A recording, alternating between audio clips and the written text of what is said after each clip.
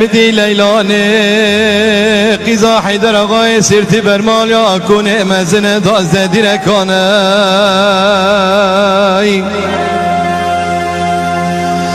بدنگی کی بانکر گو خزال یارم سریم بقربانت بکو بلزینه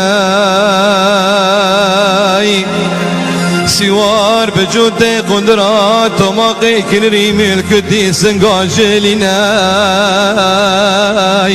ليلي يورم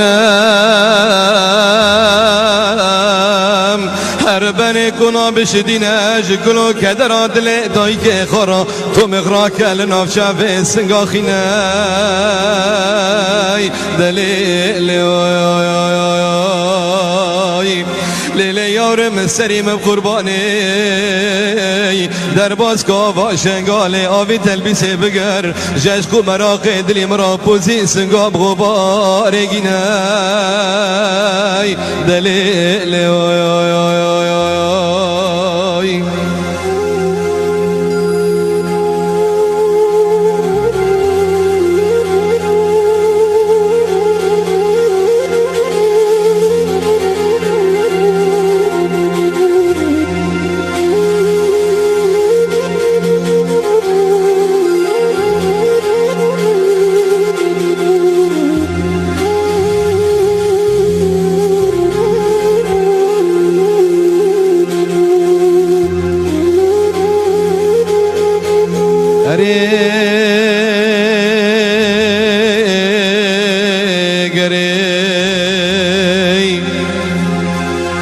مدی غزاله گانی دلی میلیانه اقامت دلی میلیانه دای دلی میلیانه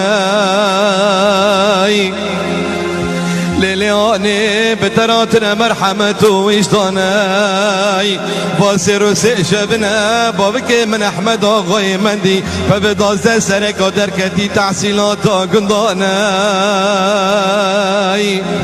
لیلیانه تند بکنه باب مداخری محرد و عیال اکسکشنانه دلیل